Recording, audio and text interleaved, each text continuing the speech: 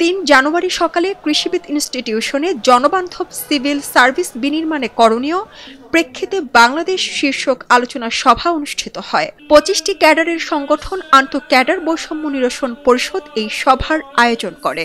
শুক্রবার সকাল 10:30টায় কৃষিবিদ ইনস্টিটিউশনে ক্যাডার যার মন্ত্রণালয়ে তার উপসচিব পদে কোটা বাতিল, সকল ক্যাডারের সমতা এই ৩ দাবিতে সভা শুরু হয়।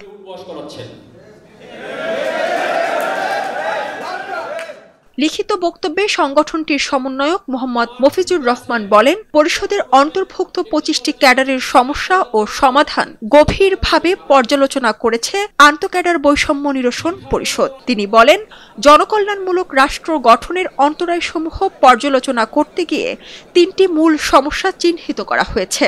মন্ত্রণালয়ে অনভিজ্ঞ ও অপেশাদার কর্মকর্তার পদায়ন, আইনের ব্যত্যয় ঘটিয়ে উপসচিব ও তদূর্ধ্ব পদে কোটা পদ্ধতি প্রয়োগ এবং আন্তঃক্যাডার বৈষম্য।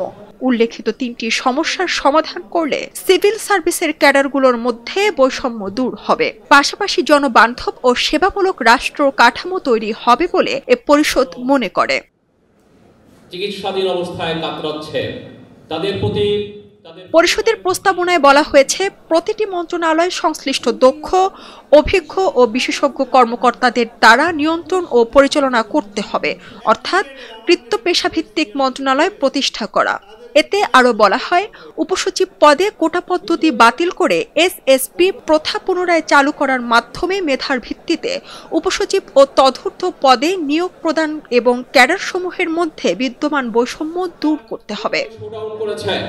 তারা যে ভাষায় বক্তব্য দিয়েছেন, যেভাবে গালিগালাজ ব্যবহার, বক্তারা জানান, সিভিল প্রশাসন সংস্কারের অংশ হিসেবে জনপ্রশাসন সংস্কার কমিশন গঠন করা হয়েছে। কমিশন গঠন বৈষম্যপূর্ণ হলেও এ কমিশনকে সহযোগিতা করতে চেয়েছেন তারা।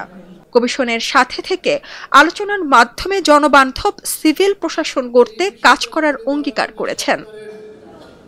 সংস্কার কমিশনের কাছে সরকারের কাছে উপসচিব পদে কোটা পদ্ধতি বাতিল করে সকল ক্যাডারের কর্মকর্তাদের মধ্যে থেকে পরীক্ষার ভিত্তিতে নিয়োগের প্রস্তাব দিয়েছেন তারা, কিন্তু কমিশন তাদের সাথে কোনো প্রকার আলোচনা ছাড়াই উপসচিব পদে প্রশাসন ক্যাডারের জন্য 50% কোটা রেখে অন্যান্য 25টি ক্যাডারের জন্য পরীক্ষা ভিত্তিতে নিয়োগ এবং শিক্ষা ও স্বাস্থ্য ক্যাডারকে সিভিল সার্ভিস হতে আলাদা করার সুপারিশ করেছে, যা গ্রহণযোগ্য এবং জনবান্ধব সিভিল সার্ভিস গঠনের অন্তরায়।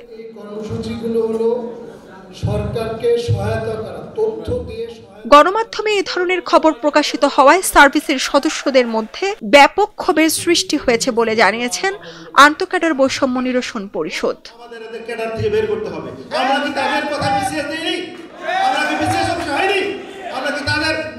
তারা ভুল নীতির জন্য আছে, কিন্তু বাস্তবায়নে জনগণ কিন্তু সুফল পাচ্ছে না।